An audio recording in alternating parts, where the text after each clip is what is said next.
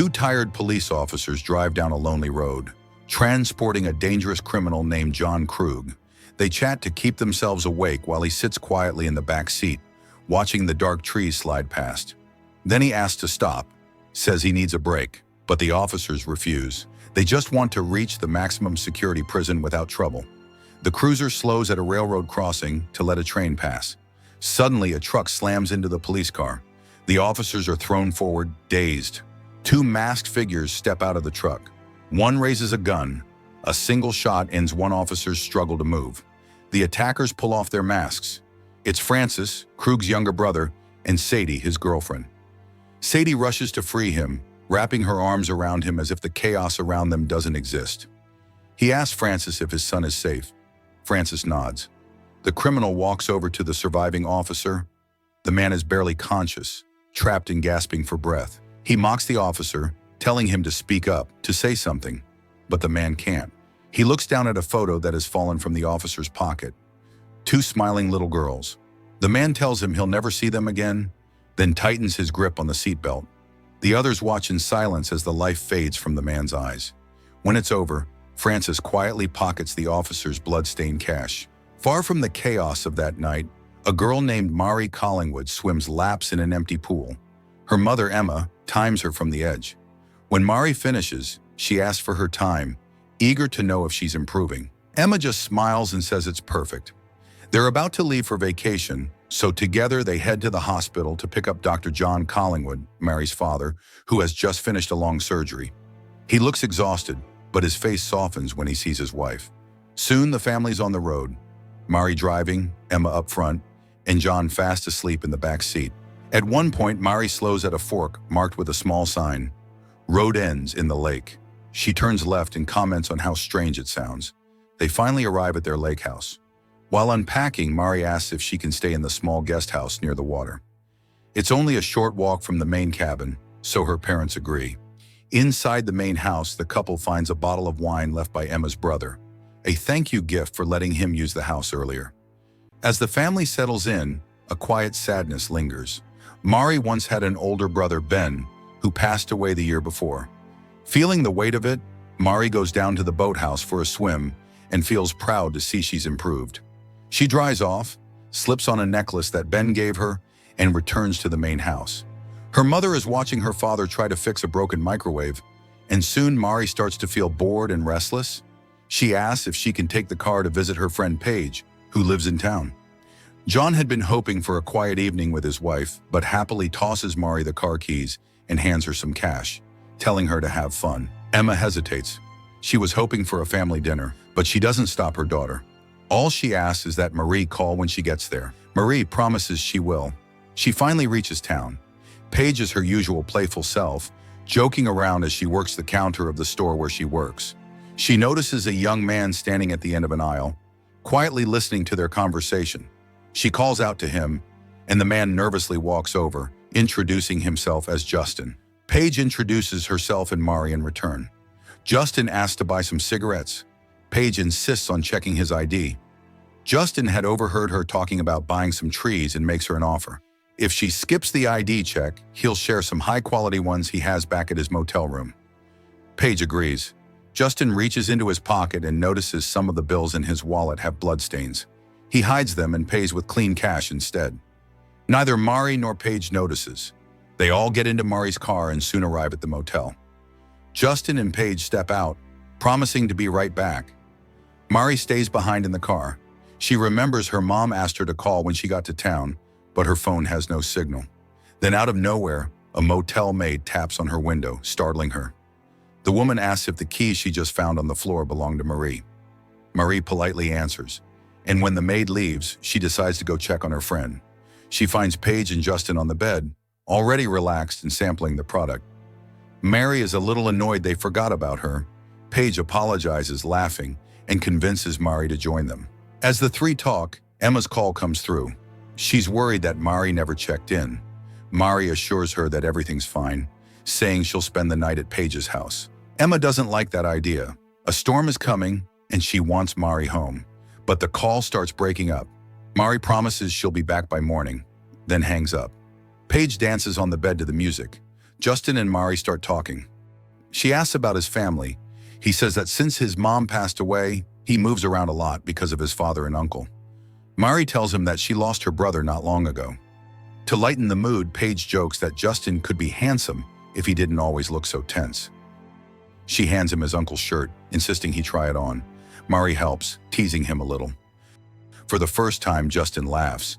Then suddenly, Krug, Francis, and Sadie step into the room. Justin freezes. Marie and Paige glance between them, confused. Krug is his father. Sadie ignores them and moves through the room, looking for clean clothes. Francis notices that Justin is wearing his shirt but decides not to make an issue of it. Krug becomes furious with Justin for bringing strangers to a place that was supposed to stay hidden. Justin tries to explain that he only wanted to sell the remaining trees to make some money and didn't expect them to return so soon. Krug doesn't listen. He strikes Justin and throws a newspaper at him. The front page shows photographs of Krug and Sadie from their escape, confirming that their faces are now everywhere. The girls instantly realize the danger they're in, but try to appear calm, assuring the group that they have no intention of telling anyone what they've seen. Sadie tells the others she doesn't believe them. Francis pulls out his knife. Mari tries to defuse the situation by offering her car keys, hoping they'll take the vehicle and leave without causing harm. But Krug decides he can't risk letting them go. Paige breaks free from Francis's grip and runs into the bathroom, locking the door behind her. She tries her phone, but there's no signal. Through the window, she spots a police car and attempts to call for help, but no one hears her. Francis forces the door open. A violent struggle follows, ending in silence. He collects both girls' phones and smashes them, cutting off their last means of communication. Justin sees Mari's terror and apologizes under his breath. Krug interrupts, reminding him that this situation is entirely his fault. A few moments later, the group leaves the motel, taking Mari's car. Krug takes the driver's seat while Justin rides in front beside him. In the back, Francis restrains Paige, and Sadie keeps a tight grip on Mari. As they drive, a police cruiser passes in the opposite direction. Mari and Paige shift in their seats, trying to draw attention, but they're quickly restrained. Krug turns abruptly onto a narrow dirt path that winds deep into the forest. Eventually, they approach a familiar area. A fork in the road leading toward the lake and the nearby vacation homes. Krug asks Francis to check the map to find the highway, but Francis struggles to read it. Marie speaks up, saying the highway is to the left. Krug takes her word for it and turns in that direction. Krug and Sadie comment on how cooperative Mari has been, unaware that she's just pressed the car's cigarette lighter in with her foot. When the road passes the turnoff leading to her family's house, Mari grabs the lighter and presses it against Sadie's forehead. Paige takes advantage of the chaos and tries to break free from Francis. Mari pushes the car door open, attempting to jump out, but Sadie recovers and pulls her back inside. Krug glances behind him, shouting for everyone to calm down, causing him lose control of the wheel. The car veers off the road and crashes violently into a cluster of trees. The impact leaves everyone stunned. Paige crawls out and tries to help Mari, but Krug recovers first and forces her back down. Francis realizes his nose is broken and lashes out at Paige. Furious about the burn on her forehead, Sadie turns her anger on Mari. Paige grabs a nearby branch and strikes Sadie, giving both girls a brief chance to run. But Krug catches up to Mari before she can get far. He orders Sadie and Francis to go after Paige. Justin stays behind, too terrified to intervene, watching as the situation spirals out of control. Paige runs through the dense forest, branches scratching her arms as she pushes through the trees, desperate to find a way out. After a while, she spots a construction site. She calls out for help, but no one hears her over the roar of engines and metal clanging. She tries to move closer, but Sadie catches up and tackles her to the ground. Paige fights back and breaks free, but Francis appears from the side and knocks her down. He raises his weapon, ready to finish her, but Sadie reminds him that Krug wanted her alive. Together, they restrain Paige with what's left of her torn shirt and drag her back toward the others. Krug waits with Mari and Justin. He tells Justin it's time to prove himself. Justin refuses to take part in what's happening, but Krug doesn't accept no for an answer. He grabs Justin by the shoulders, forcing him toward Mari in a cruel attempt to break him. Paige calls Krug pathetic, turning his attention toward her. What happens next is sudden, brutal, and unexpected. Mari holds Paige as her breathing fades. Krug watches in silence and tells Mari to lie to her friend, to tell her everything will be okay. Mari refuses. Krug throws her to the ground as the others look on. What follows is an act of cruelty that shatters what remains of Mari's world. Her screams, in the forest's silence, tell the rest. When it's over, Mari lies motionless, humiliated but alive. Krug taunts Justin, telling him he missed his chance to be a man. Even Francis and Sadie look shaken, their faces pale with guilt. Mari says to herself that she has to reach the lake. Then she grabs a rock and strikes Krug, just hard enough to break free. Without looking back, she runs. Branches whip against her skin as she sprints through the trees. She reaches the lake and dives into the cold water, swimming as fast as she can. The criminals stumble after her. Krug raises his gun and fires. Bullets splash around her, missing again and again, until one hits. Mari jerks forward in the water and slowly stops moving. Not long after, the storm hits hard. Krug, Sadie, Francis, and Justin make their way through the woods and eventually arrive at the Collingwood home. John opens the door to find 4 strangers standing in the rain, soaked and shivering. Krug introduces them as a family whose car has broken down nearby and asks for help. John lets them in without hesitation and immediately tends to Francis's nose, resetting the bone carefully. Emma brews coffee for everyone and gives Justin a cup of hot chocolate. The boy accepts it, avoiding her gaze. Krug thanks the couple, remarking that they're fortunate to have found such kind people willing to help. He asks if the Collingwoods might give them a lift to town once the rain clears. John explains that their daughter has the family car and won't be back until morning. Krug then asks to use their phone to call a tow truck. John doubts anyone will come out in the storm. The roads are too dangerous, and the lines are unreliable in bad weather. While John stitches Francis's nose, the power goes out. He leaves the needle hanging from Francis's face and steps outside to start the generator, leaving Emma alone with their guests. Emma studies the strangers closely. She notices their clothes are dirty and their eyes restless. She asks what they're doing all the way out here in the middle of nowhere. Francis grips the handle of a knife hidden beneath his jacket, ready to silence her if needed.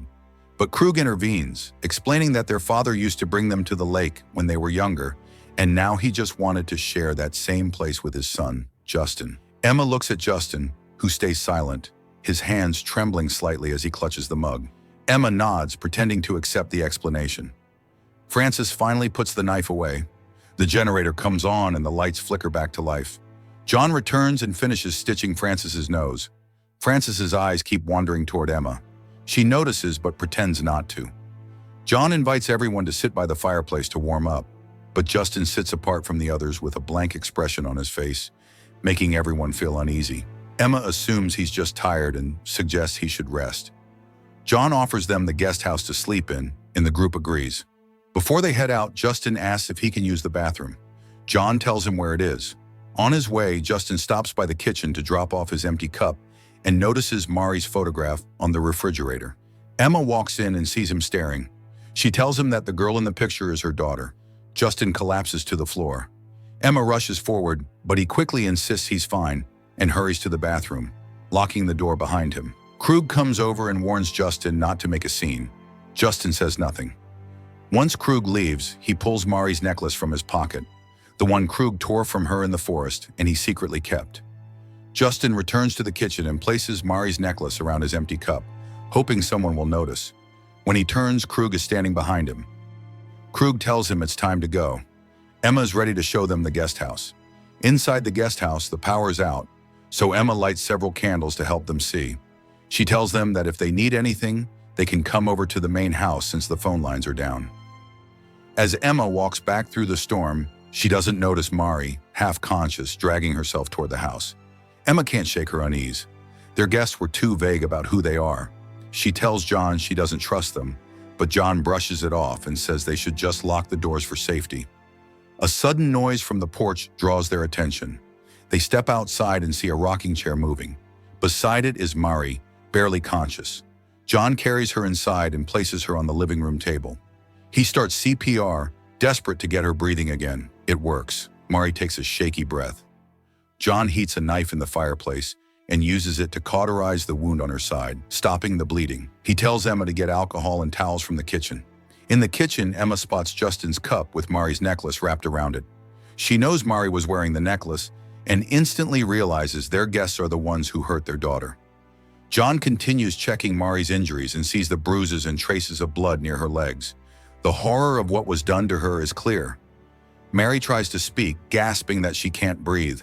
John turns her onto her side, makes a small incision on her back, and inserts a tube, allowing the trapped blood to drain from her lungs. Slowly, her breathing evens out. Emma finally tells him what she found and asks what they're going to do.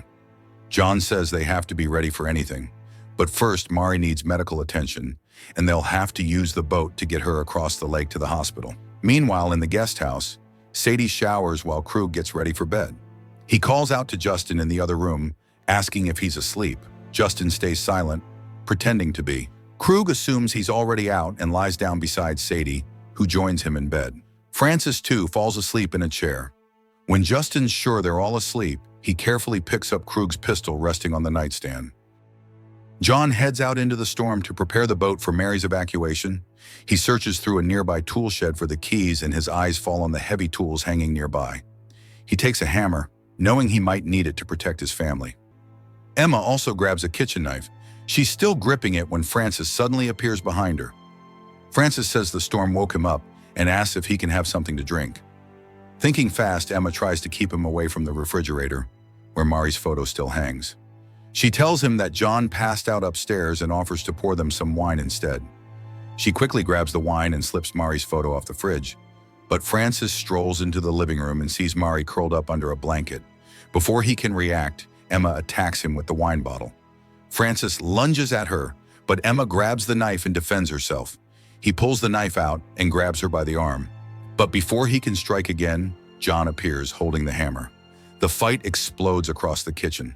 Francis runs toward the window, trying to call for help from the others in the guest house. But the heavy rain drowns out his screams. John catches up and breaks Francis's nose once more. The two crash into the sink area, and Emma joins in, holding Francis's head in the sink. He struggles, and his hand slips into the garbage disposal. John flips the switch, then uses the hammer to end the fight. John and Emma are shaking from what they've just done, but they know it isn't over. Two more crooks remain. They arm themselves and creep into the guest house. Krug and Sadie are asleep in the bedroom. Justin sits quietly on the floor next to them, holding the gun. When he sees John and Emma, he slowly raises the pistol and offers it to John. John moves carefully and takes the gun. But the sound of the safety clicking wakes Sadie. She reacts instantly, attacking John as Krug leaps out of bed and flips the mattress toward Emma. John manages to throw Sadie off, but when he aims at Krug, the man dives through the window and disappears into the rain. Sadie locks herself in the bathroom and grabs a metal shower rod. When John breaks through the door, she knocks the gun from his hand. Justin tries to help, but is knocked unconscious in the scuffle. Just as Sadie raises the rod again, Emma picks up the pistol and ends the fight instantly. Krug reaches the main house, confused as to why the Collingwoods suddenly turned against them. He spots the blood smeared across the table. He follows the trail into the kitchen and finds Francis's body. Mari has already been placed in the boat. Emma stays with her while John returns to the house. He finds his wallet on the table, his family photo displayed beside it. Krug has seen it. He knows Mari is their daughter. Upstairs, Krug calls out to John, mocking him, saying he knows Justin must have told them everything. John follows the voice, but Krug throws something across the floor to distract him, then slips into another room and makes John think he's spotted Emma at the boathouse. John hears a window open and thinks Krug has escaped. He shouts to Emma, terrified that Krug might be heading toward the boat. But Krug lunges at him from the shadows and tackles him. In the struggle, Krug kicks John through the upstairs railing, sending him crashing to the floor below. John throws a nearby table at Krug and struggles back to his feet. Krug grabs the fire poker and uses it to subdue John. He raises the weapon to finish him, only to hear a gun cock behind him. He turns to see Justin pointing the pistol at him. Krug mocks the boy before calling him brave for finally standing up. He tells him to hand over the gun. Justin pulls the trigger, but the gun has no bullets. Krug uses the fire poker on Justin. Emma bursts through the door, slamming a fire extinguisher into Krug. She sprays him in the face, blinding him, as John regains consciousness. Together, they overpower Krug. John strikes him with the poker, making him fall, while Emma ends it by hitting him with the extinguisher. The house finally falls quiet. The storm outside also begins to break. By morning, the sky is clear again. John, Emma, Mary, and Justin make their way to a hospital using the boat. Time passes. Inside the tool shed, Krug wakes up and realizes he can't move. John stands over him and explains that he didn't have rope or tape to restrain him, so he made some adjustments to his anatomy to make sure Krug couldn't move on his own. Krug pleads, but John tells him not to worry. He'll be fine. Then he places Krug's head inside the broken microwave, switches it on, and a watermelon explodes, bringing the movie to an end.